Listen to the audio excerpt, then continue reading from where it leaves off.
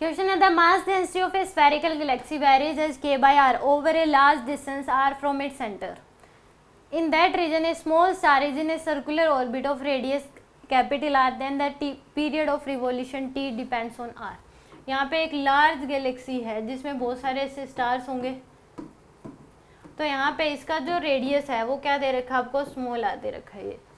अब इस केस में एक स्मॉल स्टार है यहाँ पे जो कि ऐसे सर्कुलर पाथ पे घूम रहा है, जिसका मास मान लो m है, रेडियस कितने रेडियस पे, r रेडियस पे।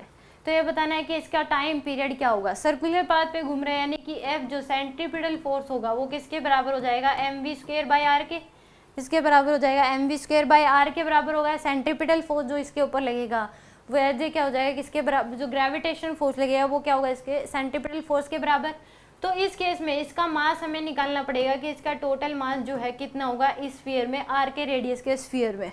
तो इसका टोटल मास अगर हमें निकालना है तो हमें क्या करना पड़ेगा, क्योंकि मास डेंसिटी वेरी कर रही है k/r से, तो टोटल मास अगर निकालना है तो हम क्या कर लेंगे, क्योंकि इस पूरी गैलेक्सी था उसकी जो मास डेंसिटी है वह वेरी कर रही है k/r से, तो इस स्फीयर के इस अंदर का मास हमें निकालना, मान लो m है, तो इसकी m की वैल्यू निकालनी कितनी हो जाएगी। तो हम क्या मान लेते हैं कि यहाँ से सेंटर से स्मॉल r डिस्टेंस पे एक स्फीयर हमने कंसीडर कर लिया जिसकी थिकनेस जो है वो कितनी है, dr, इसका वॉल्यूम हो जाएगा dv और इसका मास कितना है, dm के बराबर।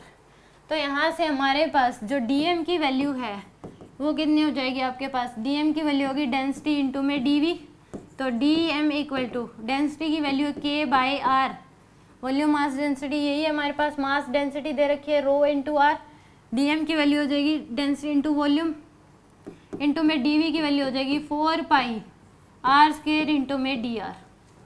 तो यहाँ से एक r से एक r कैंसिल हो जाएगा, तो dm इक्वल टू हो जाएगा k इंटू में 4πr/dr के बराबर।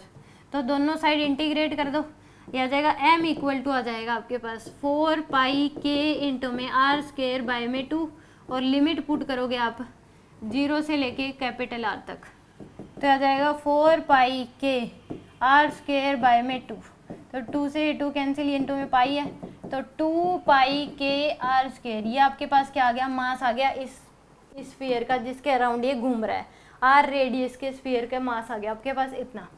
तो अब फोर्स जो लगेगा वो कितना होगा, ग्रेविटेशन फोर्स जो लगेगा वो एज ए सेंट्रीपिटल फोर्स काम करेगा, यानी कि g capital M small m divide bye में r² इक्वल टू हो जाएगा mr ω²। कैसे लिख सकते हैं, तो r रेडियस ही r आ जाएगा यहाँ पे, तो यानी कि g m की वैल्यू है 2πk कैपिटल R² इंटू में small m divide by r² equal to हो गया आपके पास mr ω²।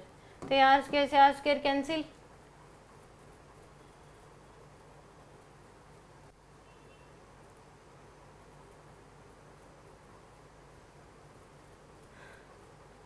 एक m से m क्या हो जाएगा, कैंसिल, तो यानी कि g इंटू में 2πk डिवाइड बाय में r इक्वल टू क्या हो जाएगा, ω²।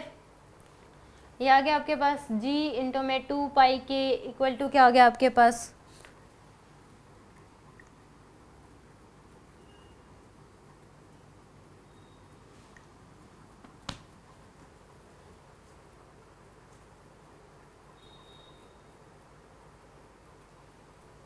तो ω² की जो वैल्यू है वो आ गया आपके पास इन्वर्सली प्रोपोर्शनल है 1/r के। ω² की वैल्यू किसके बराबर है, इन्वर्सली प्रोपोर्शनल है 1/r के। तो t इक्वल टू होता है 2π/ω, t किसके बराबर होता है, 2π/ω के। तो यहाँ से ओमेगा की जो वैल्यू है वो क्या है, 1/√r के बराबर। तो t की वैल्यू आ जाएगी 2π/ω की वैल्यू तो √r आ जाएगा, तो यानी कि t जो है डायरेक्टली प्रोपोर्शनल है √r के। तो t² इज डायरेक्टली प्रोपोर्शनल हो गया किसके, r के बराबर। t² is directly proportional to r, यानी कि ए ऑप्शन क्या है इसमें करेक्ट है।